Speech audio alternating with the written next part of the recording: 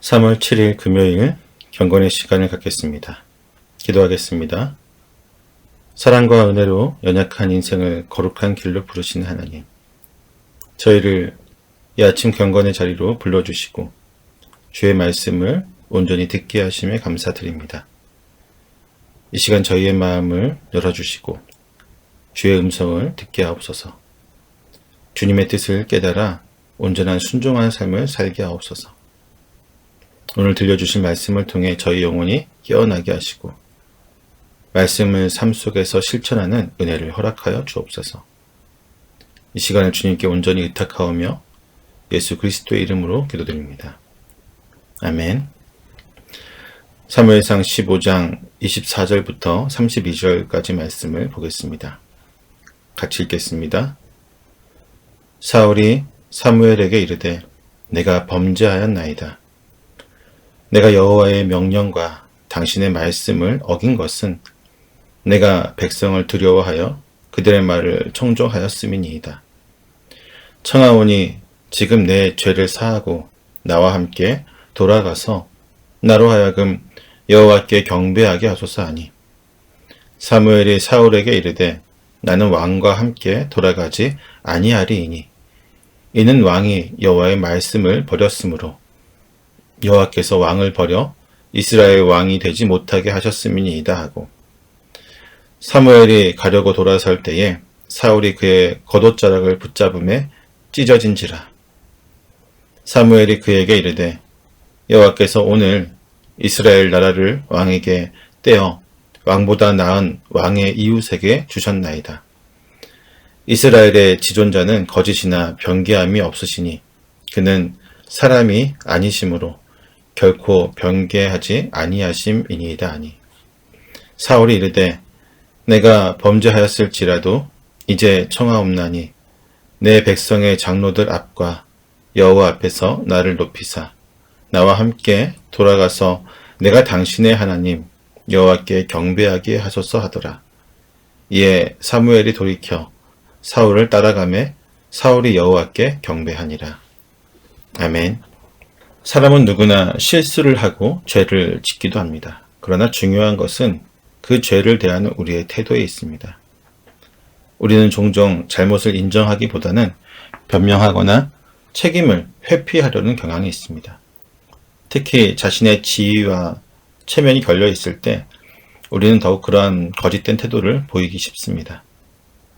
그러나 하나님 앞에서 진정한 회개는 변명이나 핑계를 내려놓고 온전히 그 죄를 인정한 후 하나님 앞에 나아가는 것입니다.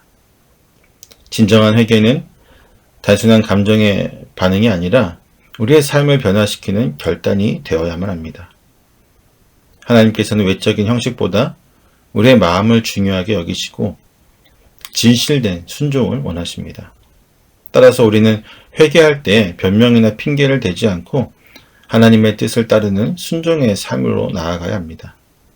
그러나 인간은 종종 회개의 자리에서도 자신의 이익과 체면을 우선시하는 실수를 범하게 됩니다. 이러한 모습은 성경에서도 계속적으로 또한 반복적으로 등장하는 것인데 하나님은 이러한 불완전한 태도를 용납하지 않으시고 항상 공의로 심판하시죠. 오늘 말씀을 통해 참된 회개와 순종이 무엇인지 사울의 모습을 반면교사로 삼아 우리의 신앙을 돌아볼 수 있기를 소망합니다. 순종의 제사보다 낫다는 사무엘의 경고와 하나님의 심판 선언을 들은 사울은 그제서야 자신의 잘못을 인정하는 듯한 그러한 모습을 보입니다. 그는 내가 범죄하였습니다라고 고백하지만 그 안에는 진정한 회개가 담겨 있지 않았습니다. 그는 내가 여호와의 명령과 당신의 말씀을 어긴 것은 내가 백성을 두려워하여 그들의 말을 청종하였다라고 말하면서 마치 백성들이 하나님의 명령을 어긴 주체인 것처럼 말하고 있습니다. 하지만 실상은 자신이 스스로 내린 명령을 백성들은 따랐을 뿐입니다. 그는 자신이 책임져야 할 죄를 가리기 위해 백성들을 방패로 삼으며 하나님과 사무엘까지 속이려고 하는 어리석은 모습을 보이고 있는 것입니다. 사울이 정말로 하나님과 사무엘이 이 거짓을 모를 거라고 생각했을까요? 아니면 자신의 거짓된 회개가 용서받을 수 있을 것이라고 착각했던 것일까요? 그는 이미 하나님과 멀어질 대로 멀어져 올바른 분별력을 잃어버리고 있습니다. 불신앙이 깊어질수록 인간은 스스로의 죄를 감추기 위해 더욱 큰 거짓말과 변명을 일삼게 됩니다.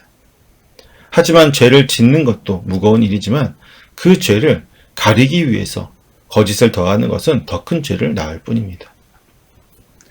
사울의 어리석음 여기서 끝나지 않습니다.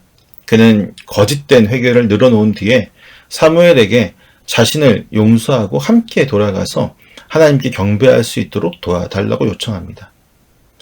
하지만 그의 관심은 하나님께 대한 진정한 예배가 아니라 백성들 앞에서 자신의 체면과 왕권을 유지하고 또 나아가 하나님의 성전에서 비롯되지 않은 자신의 욕심에서 비롯된 승리를 바탕으로 하나님께 감사 제사를 드리려고 하는 것이었습니다.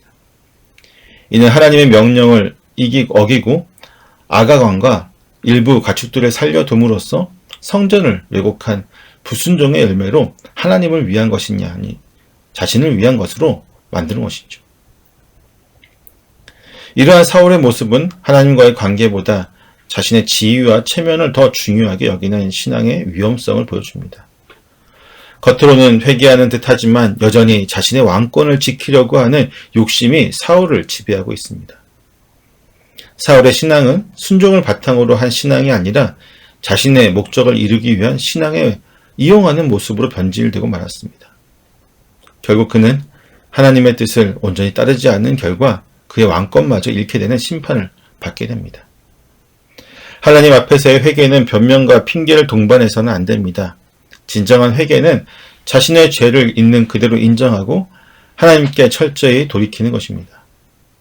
그러나 사울은 끝까지 자신의 죄를 감추려고 했고 결국 하나님의 심판을 피할 수 없었습니다. 사울의 요청의 의미를 간파하고 있던 사울은 그의 요청을 단호하게 거절합니다.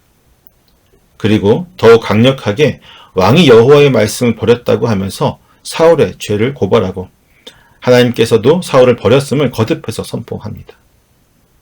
이에 사울은 필사적으로 자신의 왕위를 지키려고 합니다.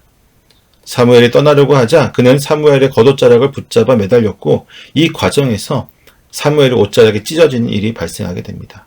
그리고 이 순간이 되었을 때 사무엘은 차마 이전에는 하지 못했던 하나님의 엄중한 선언을 전합니다. 여호와께서 오늘 이스라엘 나라를 왕에게서 떼어서 왕보다 나은 왕의 이웃에게 주셨나이다. 지금까지는 사무엘은 사울의 실패와 하나님이 사울을 버리셨다는 심판의 선언만을 언급하였습니다. 아마도 그는 그 마지막의 순간까지 사울에 대한 희망, 그가 진정으로 회개하고 돌아오기를 바라는 부질없는 마음을 가지고 있었던 것 같습니다. 하지만 마지막까지 자신의 이익과 왕위만을 생각하는 모습에서 그는 더 이상의 희망은 덧없는 것으로 생각하게 되었고 이제는 사울보다 더 나은 새로운 왕에 대해서 언급함으로써 하나님의 역사가 반드시 이렇게 이루어질 것이라는 선언을 하게 되었습니다. 사무엘은 이스라엘의 지존자는 거짓이나 변기함이 없으시니 그는 사람이 아니심으로 결코 변기하지 않으심이니이다 라고 말한 것은 하나님께서 사울을 대신하여 세우실 더 나은 왕에 대한 계획이 절대 변하지 않을 것임을 강조하는 것이었습니다. 하나님께서는 사울을 왕으로 세우신 것을 후회하셨지만 이제 그 왕권을 더 나은 자에게 주시기로 결정하시면서 이 결정은 결코 바뀌지 않을 것입니다. 성경에서 말하는 하나님의 후회는 하나님의 감정적인 변화가 아니라 인간의 불순종에 대한 하나님의 공의로운 결정이 이루어지고 있음을 강조하는 것입니다. 사울은 끝까지 자신의 왕권을 유지하려고 애썼지만 그의 노력은 하나님의 심판을 되돌릴 수는 없었습니다. 하나님께서는 불순종하는 왕을 버리시고 더 나은 왕을 세우심으로 하나님의 구속 역사를 이어가십니다. 하나님의 말씀을 가볍게 여기고 불순종하는 자에게는 심판이 따르지만 하나님의 뜻에 합당한 사람을 통해 하나님의 역사는 변함없이 이루어져 갑니다. 우리는 하나님의 말씀을 버린 사울의 모습을 통해 우리의 신앙이 형식적이고 자기 중심적인 신앙은 아닌지 점검해야 할 것입니다. 하나님은 변함없이 공의로우신 분이시며 동시에 새로운 역사를 이루어 가시는 분이십니다. 하나님께서 우리의 삶 가운데 원하시는 것이 무엇인지 깊이 묵상하면서 그 뜻에 온전히 순종하는 믿음의 사람이 되어야만 할 것입니다. 24절에서 사울은 이미 자신의 죄를 인정했습니다. 그러나 그것은 하나님 앞에서의 진정한 회개라기보다는 하나님의 심판을 들은 직후 순간적으로 나온 반응에 불과합니다. 사울의 회개가 진실하지 않다는 사실은 30절에서 다시 한번 확인됩니다. 그는 또다시 자신의 죄를 고백하고 있지만 그가 요청한 내용을 보게 되면 여전히 영적으로 무지하고 자기 애로만 가득 차 있음을 볼 수 있습니다. 30절에 보면 내가 범죄하였을지라도 이제 청하옵나니 내 백성의 장로들 앞과 이스라엘 앞에서 나를 높이사 나와 함께 돌아가서 내가 당신의 하나님 여호와께 경배하게 하소서라고 말합니다. 그는 사무엘에게 함께 돌아가서 예배를 드리자고 요청하지만 그 목적이 하나님을 향한 것이 아니라 백성들 앞에서 자신의 체면을 지키려고 하는 것이었습니다. 하나님께 온전히 용서를 구하고 철저히 돌이키려는 마음이 아니라 사무엘과 함께 제사를 드리는 형식을 통해 자신의 왕권이 여전히 유효하다는 것을 보여주려고 하였던 것입니다. 이에 사무엘은 결국 사울을 따라 예배의 자리로 나아갑니다. 하지만 이것은 사울의 요청을 인정하거나 그의 회개를 받아들였기 때문이 아니라 사울과의 관계를 공식적으로 정리하고 새로운 왕을 세우기 위한 과정의 일부였습니다. 하나님께서 이미 더 나은 왕을 준비하셨음을 선언한 만큼 사무엘은 이제 사울과의 관계를 마무리하고 하나님의 새로운 계획을 따르기 위해 움직이고 있었습니다. 결국 사무엘이 사울을 따라간 것은 하나님의 계획 속에서 사울의 시대를 점진적으로 정리하는 과정이었습니다. 그는 사울의 왕권을 공식적으로 부정하면서도 백성들에게 갑작스러운 혼란을 주지 않기 위해 마지막으로 함께 예배에 참여한 것입니다. 그러나 이것이 사울을 용서하거나 그의 왕위를 회복시키려는 행동은 아니었습니다. 이후 사무엘은 사울이 행하지 못한 하나님의 명령을 끝맺기 위해 아각을 직접 처형하며 사울과의 관계를 완전히 마무리합니다. 이 사건은 하나님께서 사울을 버리셨다는 선언이 실제로 이루어지는 과정을 보여줍니다. 사울은 형식적으로 하나님께 예배했지만 이미 하나님과의 관계는 끊어졌고 새로운 시대를 위한 하나님의 역사는 진행되고 있는 것이었습니다. 오늘 본문의 말씀을 통해서 하나님께 앞에서 우리의 신앙이 어떠해야 하는지 사울은 잘 보여주고 있습니다. 그는 자신의 죄를 인정하는 듯 했지만 끝까지 체면과 왕권을 지키려고 했고 결국 하나님의 심판을 피할 수 없었습니다.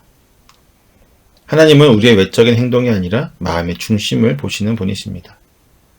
부분적인 순종이 아니라 또한 형식적인 회개가 아니라 온전히 하나님께 나아가는 것입니다. 그것을 하나님은 기뻐하십니다. 참된 회개는 변명 없이 자신의 죄를 인정하고 돌이키는 것이며 하나님께서 원하시는 것은 온전한 순종입니다.